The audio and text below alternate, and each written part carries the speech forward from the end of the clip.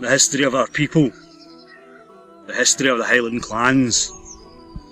The clan folk, a cold, harsh, jagged edge history. From the lands that we farmed, from the cold, rugged peaks of the mountainside that gave birth to us. What we defended, our loves, our language, our music, our wives and our bairns. The very reasons we took up the weapons of our ancestors, from the claymore to the evolution of these weapons. Aye, we were taken from the young ages of 7 years old and put into foster care so we could learn to use these weapons, but all in the defence of that which we loved, all in the defence of our language, our music, our song and our dance.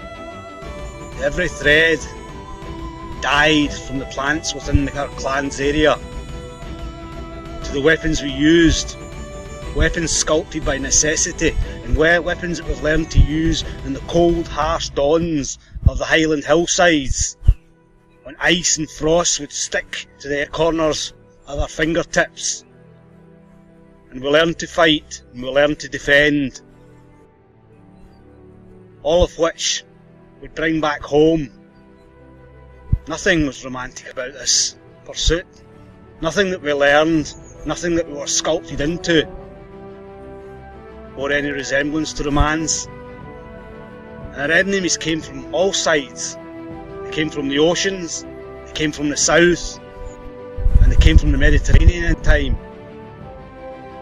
By necessity, and by commitment to the defence of our land and the defence of our culture, and ultimately the defence of who we were, our very identity, we used these weapons, and we used these weapons the cold, harsh light of the Highland dawn.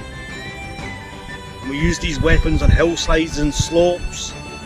And aye, occasionally our enemies came from our own people. We're an argumentative race, a race perhaps of flamboyant, dancing, poetic individuals. And we argued, and we fought, and we squabbled, defended and rose for our chieftains, not through romance, not through some idea of clan, family, love and life. We lived on this land, and that was that land we have to defend. And consequently the land rose for us in times in our history also. When that great army came from the Mediterranean, the army of Rome, and marched into this land thinking to conquer us, it was not the Calgacus and the tribes of this land that eventually conquered the Romans. The Romans were conquered by the harshness of the wind, the weather, the cold, the rain and the swamps. All that, backed up by the psychotic midget, sent the Romans back home again. So the link to the land, and the link between the land and the people, is unbreakable. And for centuries we were the guardians of this land. Perhaps an issue that is now misunderstood or forgotten. And the story ends there, in Culloden Moor, 5 miles from Inverness, where we had been dragged by the Stuart monarch who wanted to put himself back in the throne of our land. And we rose because our chieftains asked us to rise. And the land that we protected was protected no more. And the wives and the children back in our clan lands were left exposed to the harshness of the red-coated soldiers, their men dead in Dramossy, lying with musket shots, harsh steel by our sides. So now tell me of romance. Tell me of the romance of Highland clans. I see no romance in death. I see no romance in my clan folk lying bloodied on Culloden Moor. I don't see death. I see murder.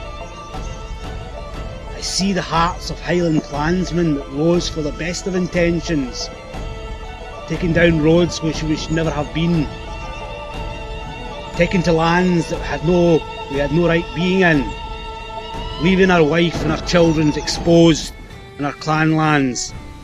And so the cycle is broken.